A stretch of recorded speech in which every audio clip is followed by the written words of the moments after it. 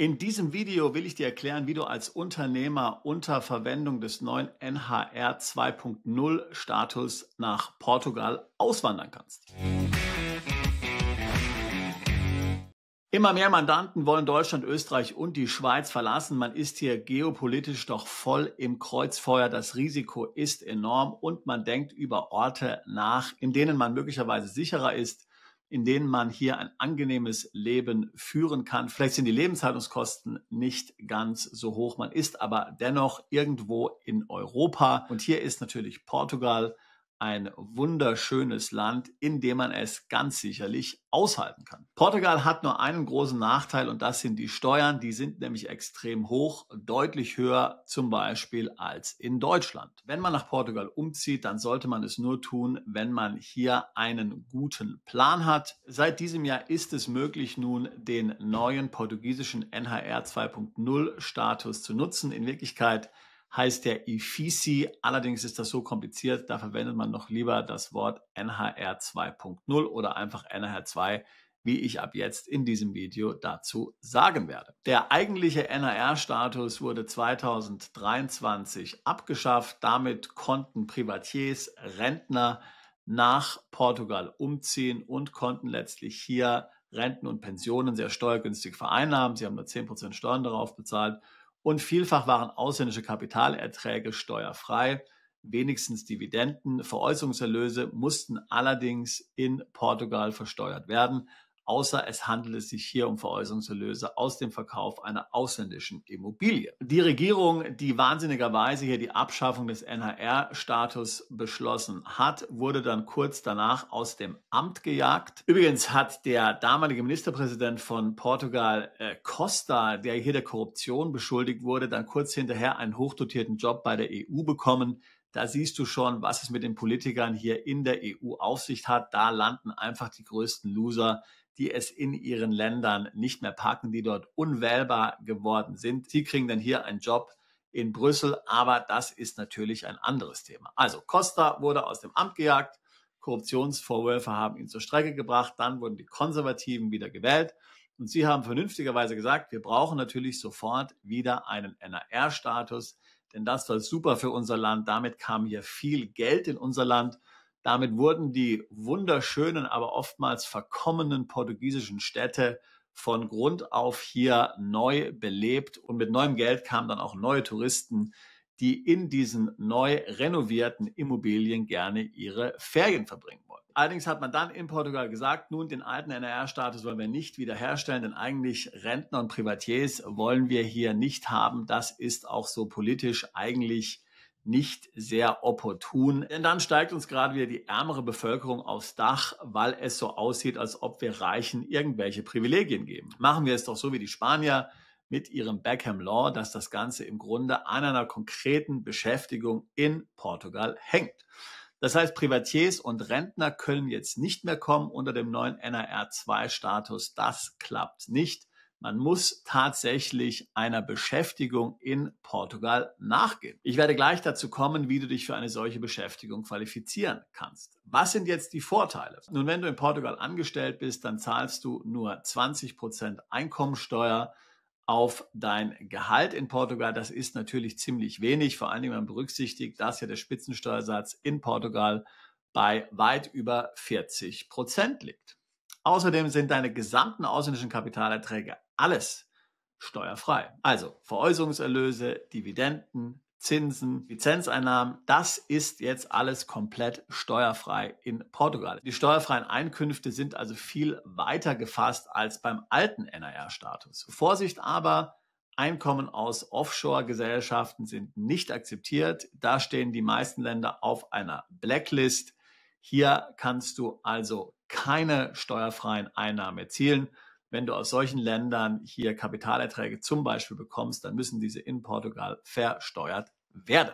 So, wie kann man sich jetzt dafür qualifizieren? Nun, natürlich, zunächst mal ist gut an dieser Regelung, dass ganz normale Angestellte, wie auch schon beim alten NHR-Status, wenn sie manche Kriterien erfüllen, einfach in Portugal arbeiten können. Das sind zum Beispiel Softwareentwickler, das sind zum Beispiel Universitätsprofessoren, das sind jene, die im Bereich Forschung und Entwicklung tätig sind. Also Wenn du in einem dieser Bereiche tätig bist, dann kannst du in Portugal entsprechend arbeiten.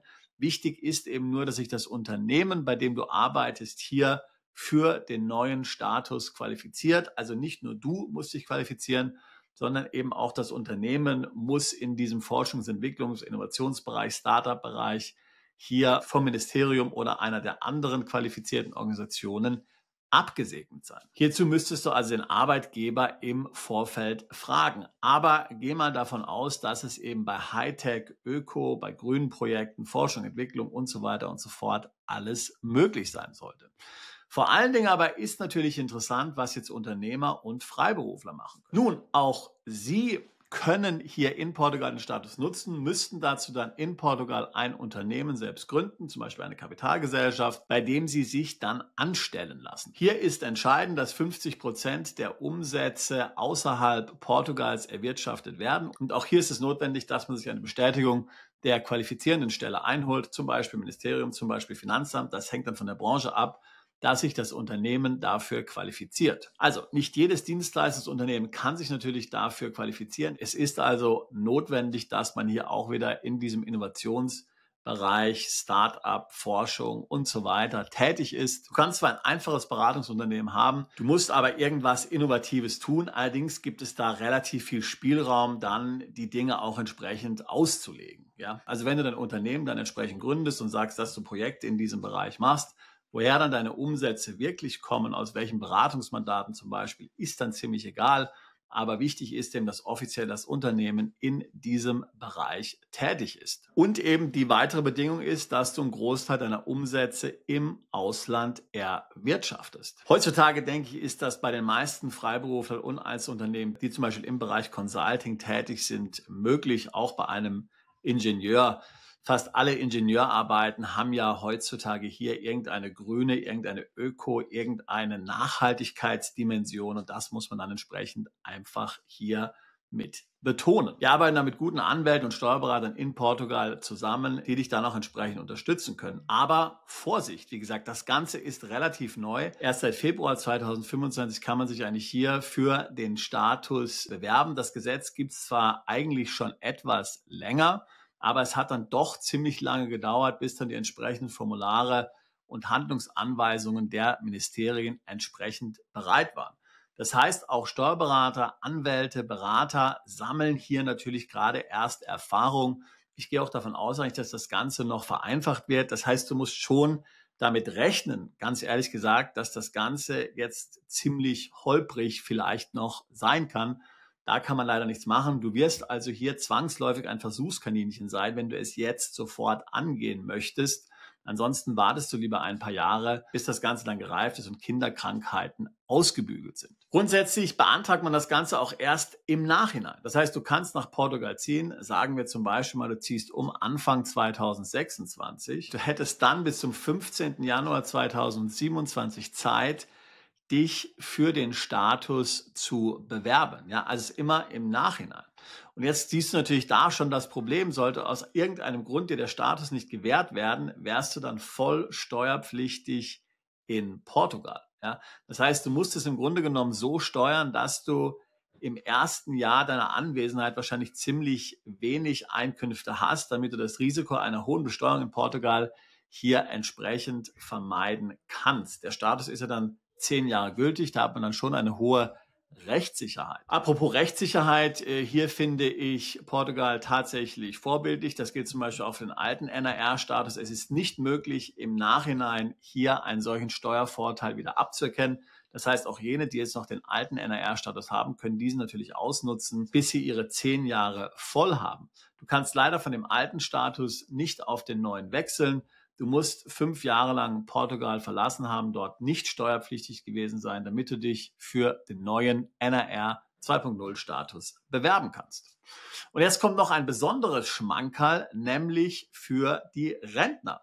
Möglicherweise gibt es doch einen Weg, hier den neuen NRR 2.0 Status zu nutzen.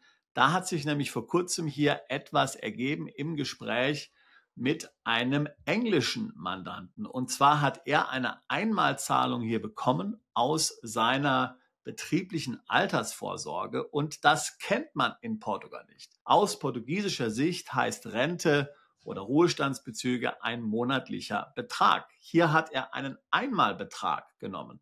Das wird dann aus portugiesischer Sicht nicht als Rentenzahlung gewertet, sondern eben als Kapitalerträge und somit war es dann wieder steuerfrei.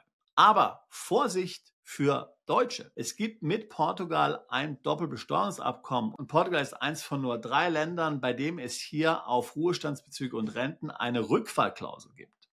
Deswegen, wenn die Einmalzahlung in Portugal nicht besteuert wird, dann hat Deutschland gemäß der Rückfallklausel möglicherweise wieder ein Besteuerungsrecht. Also hier musst du sehr genau aufpassen. Aber wenn du möglicherweise eine Einmalzahlung aus einem anderen Land bekommst, dann könnte es vielleicht funktionieren. Das müsste man dann eben anschauen.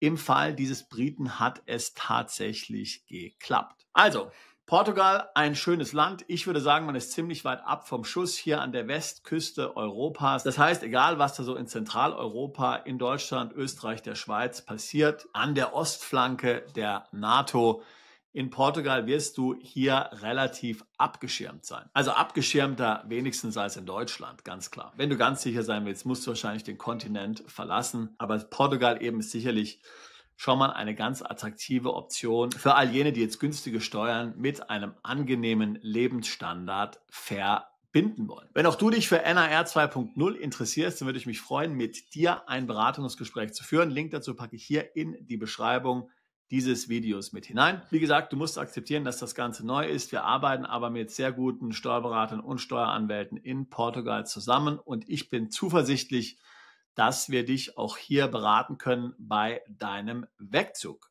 Ich würde mich freuen, auch dich alsbald zu unserer Mandantschaft zählen zu können. Bist du Unternehmer, Freiberufler oder Investor? Zieht es dich schon lange ins Ausland? Mach heute den ersten konkreten Schritt in eine Zukunft mit mehr Geld und mehr Freiheit. Buche ein Beratungsgespräch mit Sebastian und seinen Kollegen. Unsere Kanzlei unterstützt Mandanten wie dich dabei, deine Steuerlast legal zu reduzieren, Vermögen aufzubauen und zu schützen und deine persönliche Freiheit zu maximieren. Profitiere jetzt von unserem Fachwissen und unserem Netzwerk. Gehe zu mandatierung.com und werde Mandant unserer Kanzlei.